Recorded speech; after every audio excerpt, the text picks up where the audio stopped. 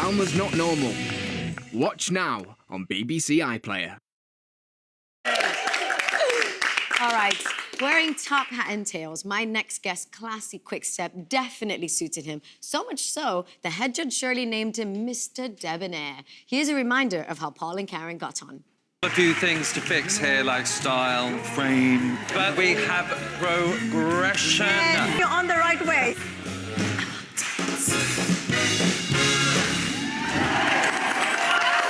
It's Karen, and via video, Mr. Debonair himself. Paul, you're on dad duties this evening, so you can't be in the studio with us. Dad comes first. But let's talk about Saturday night, because it looks like we might have a ballroom dancer in our hands with you. It's your highest score yet. What did it mean to you? Yeah, amazing. Just to get a nice dance, obviously a barbecue and vindaloo and footballs coming in and looking like someone who works on a ship.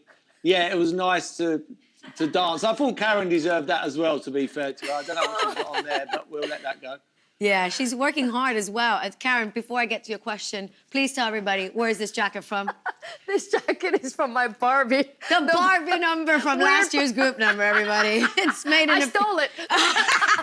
I'm not giving it back. No, it's an amazing jacket. Vicky Gill, They won't the best. be looking for it, don't worry.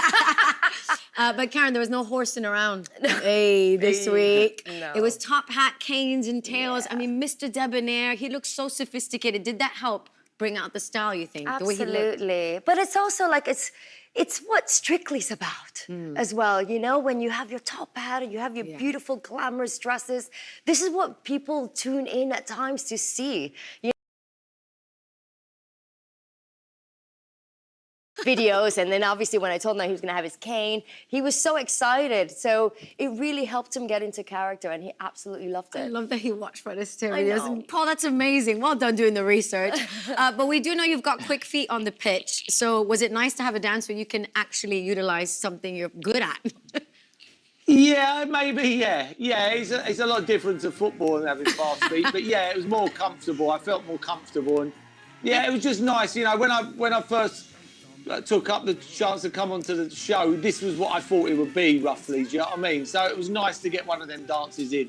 You know, before I just thought, you know, before, you know, Freddie Stair, I couldn't see him dancing to Vindaloo. Do you know what I mean? But that So was... he's still stuck there. Yeah, so you feel like you've got your proper whole Strictly experience with this dance under your belt now. Yeah, now it's back to reality again this week. Yeah. Well, Back to before we reality. get to that, though, we need to talk a little bit about what the judges said, because you're... It's so hard. It's so hard. You know, I'm counting numbers and then I've got a smile at the same time. I'm concentrating. Yeah, I have to take a headache tablet after I'm concentrating that much. It's like sucking on a thick milkshake. It's hard. It's hard. That's the best description I've ever heard for what Strictly can feel like for a celebrity. We saw on Saturday that your family are supporting you. They're there with you every step of the way. What have your children said about your Saturday night performance? Yeah, they've loved it, the kids and Kate. It's like the Sienna, the one on the right, when it first started, was a bit like, wasn't really fussed about it. But now, we was in a taxi yesterday, and she went to me, should I? And I was like, what? Should I tell him that you're on Strictly? It's like, so she's like really proud. So it's nice. She's so proud. Well, listen, you've got through to another week. Yes, well done.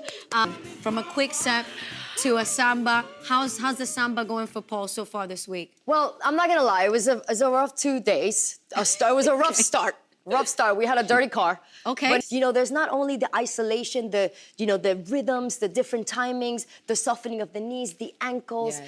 But, you know, so that's all the different things. Obviously, compared to last week where he didn't have to use any isolation, you know, this week it's like completely the opposite. It's a completely different challenge. Yeah. But he made some great effort, great improvement today. And you know I'm proud of you. Listen to her, Paul. High five. Paul, weight distribution looking good. I would have stayed with your kids tonight. You should have been here. I would have minded your children today. Oh, that's a good partner, Paul.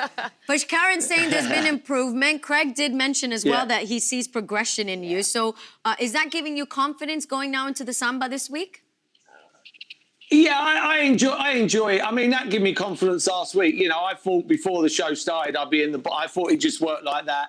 when you're in the bottom two, you're in the bottom two till you go out, really. So that was a nice confidence booster last week. And I thought last week it sort of, for me, showed that the competition is alive, because I just felt before it was worst answer out you go, worst answer out you go. And it was sort of like taking turns. And I'm not talking about Tom, but probably me and Toy and Nick, no disrespect, but you thought 1, 2, 3, see you later. And that wasn't the case. When Shane was in there, who, if I'm being honest, I think Shane's amazing. Yeah. I think Shane's as good as anybody. So I was majorly shocked. I thought the competition come alive last weekend.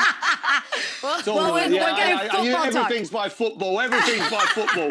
So, But listen, I'm really excited tournament. that you're still in the competition. Well done. Good luck with the samba. Let's hear it for Paul and Karen. Thank you.